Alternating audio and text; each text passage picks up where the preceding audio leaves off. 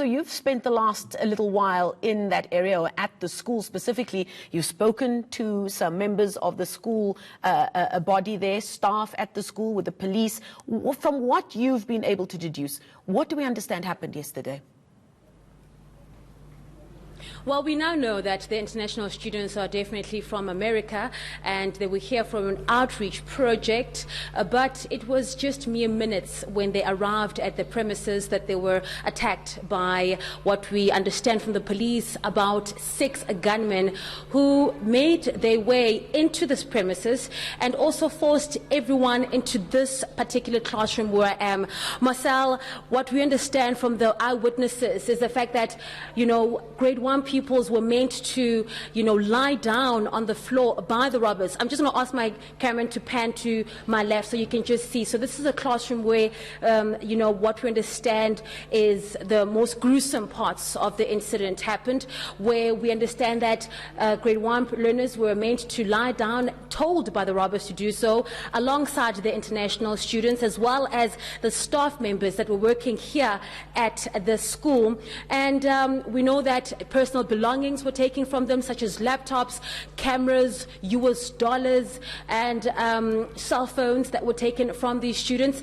But let's just hear from the eyewitnesses that were here. I have with me Rish as well as Kyla. Thank you so much for joining us this morning. I know that you were busy painting this very painting just behind us when this took place. Your parents own the school. Tell us, Rish, what you described as chaotic and chaos that unfolded here. Tell us more about it. So I was busy painting here, and then I saw all the volunteers arrive, and I was like, oh cool, the American volunteers have arrived. And then all of a sudden there was like this people running around and chaos, and it was quiet, and it was strange. Maybe we thought that there was a game, the students were playing a game or something, we had no idea. And then I just started seeing pistols everywhere. And then some of the kids started crying. The staff were running in frantically. There was shock in everyone's eyes. Yeah, it was quite scary. How long does it take? The whole thing about 10 minutes or so, and then they were out the front gates, and then we heard shots go off, and everyone was still on the ground. People were on the ground for a long time afterwards. And then my sister, she came walking up the stairs. She was bleeding from the head. She got pistol whipped. And then she fell down the stairs, and she sprained her ankle and her arm. And then, there was blood everywhere. And then the lady from outside, she was quickly rushed in here. She had 2 bullet wounds in her arm, and she was bleeding, and she was shaking on the ground. Some of the volunteers, the American volunteers, they had experience in first aid, and they were able to.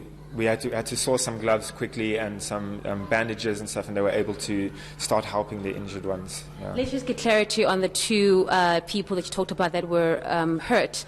You spoke about your sister who had blood gushing out of her head. Yeah. What happened to her exactly? And the other lady that was shot on her hand, what happened exactly there? So my sister, she saw the first guy with the gun. And she tried to run. She tried to get, she was hiding away laptops, and she thought maybe she should try and save stuff. And as she tried to run away, a guy tackled her. She actually fell down with the guy, and then got up again. And the other guy didn't follow her, but another guy intercepted her and hit her over the head with his pistol, and she went down. Afterwards, she still managed, after having fallen and hurt herself, she managed to go upstairs and hide away all the children's laptops and computers and stuff. It was actually quite a good thing, but yeah, it wasn't not very wise to run away, And the lady outside, from what I heard, one of the perpetrators had a gun pointed at another lady's head, and another lady pushed the gun away, and they shot her in the arm. I heard 4 shots about like pa pa pa pa pa, and then they were off, and everyone was still on the ground. But then when we saw the teachers walking around and helping everyone, we started mobilizing, and some of the American students were very, heavily traumatized.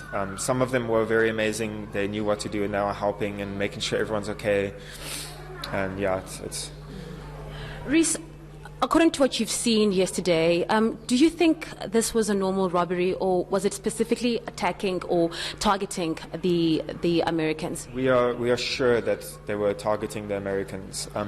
Either they had spotters waiting, out of the township and saw the bus coming, and realized, someone must have tipped them off from the bus company, we're not sure. We know that it wasn't anyone from the school because no one knew of the coming. It was actually a failed plan. We failed to plan. We didn't know they were coming, and we had to rush around in the last minute to organize food and stuff. It was a surprise. So there wasn't much knowledge about this bus coming here. And the way these guys came in here, all 6 of them, they were very well armed and planned, and they knew what they were doing, and they were very quick and, I'd say, professional at what they were doing. They Emotionless. Yeah, very emotionless, and they were professional. They kept everyone down with their guns. Well, I'm so glad that you guys are safe, and thank you for chatting to us. Thank you so much. Well, there you have it, Marcel. Rish just, sharing what happened yesterday. Obviously, still quite traumatized by the events that unfolded here.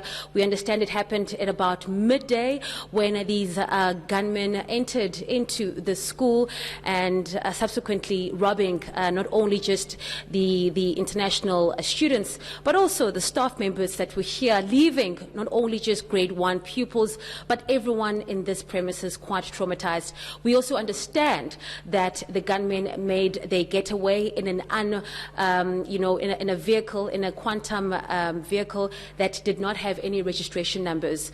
So with that, over to you. Lorenzo, before I let you go, from the picture that's been painted, it was a really traumatizing experience for all involved. One thinks specifically of those grade 1 pupils who were ordered to get to the ground. Do we know if any counseling has been offered to those grade 1 pupils as well as the staff and the Americans there? What is the latest in terms of their mental well-being as well?